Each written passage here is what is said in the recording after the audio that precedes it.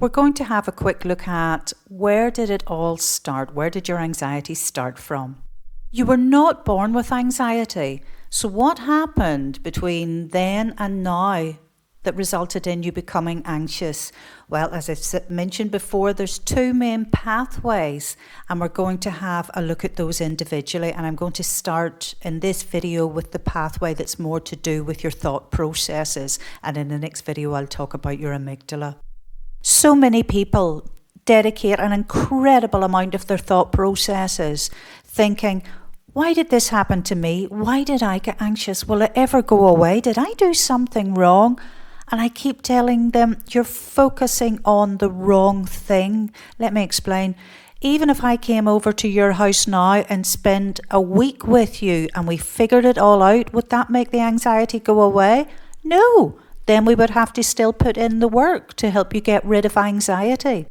But more importantly, the more you're thinking things like this, the worse your anxiety is becoming, and that will make sense as we go through the course, and I'll explain it a little bit towards the end of this video.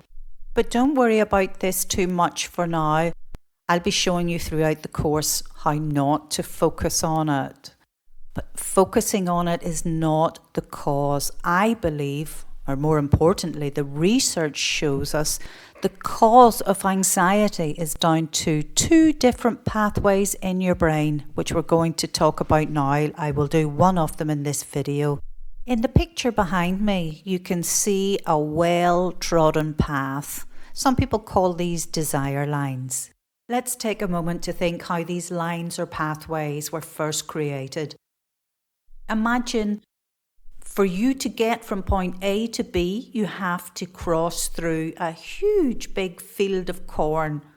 And the first day you do this, it takes so much work. You have to cut through it. You get lost. You go back the next day and you can't even see any of the work that you've done. It takes a huge amount of effort. You go back again the next day and you think, oh, hang on, I can begin to see the path that I was working on. Then over time, you keep working on it, and when you go back, there's a well-trodden path. You don't even have to think about it. You can see it, it's clear, you just walk down it. It's automatic. Let's try this again, only this time we're going to take an example from your thinking brain, your thought processes. Your thinking brain is what's responsible for waking you up at 3 a.m. when you worry about absolutely everything.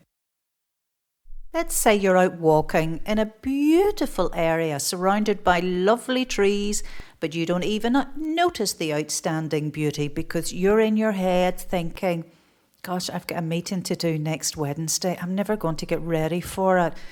I'm going to mess up. I'm going to do a really bad job. I wonder, can I get out of it? If this was the first time you've had those sort of thoughts, it's sort of like battling your way through the cornfield. There's no path there. But say tomorrow or even later on in the day, you start thinking about it again. Again, I am going to mess up. The last time I was in a meeting, sure, I got those palpitations and my mouth went dry. What you're doing, the more times you have these thoughts, the more your brain learns, and you're starting to form a well-trodden path. If it keeps happening, your brain is forming this little pathway for you, making it much easier for you to have these thoughts again in the future. You're forming your own little thinking brain pathway to anxiety.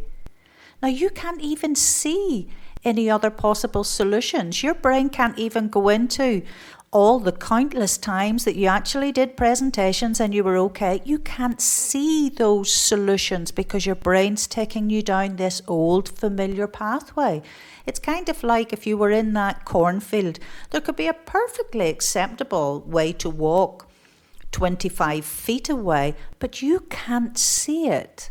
Hopefully you're starting to see what I'm trying to explain to you, that you develop your own pathway to anxiety through your thought processes. This pathway contains all your thoughts, but also all your feelings, all your fears, And back to what I was saying a few moments ago when I was saying that I don't think it's a good idea to worry, why did I get anxiety? Will it ever go away? Because this really compounds your pathway even more.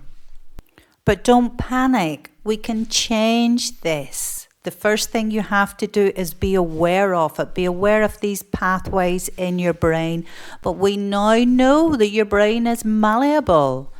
Through neuroplasticity, we can actually change. We can form another little pathway that's going to be much more helpful to you.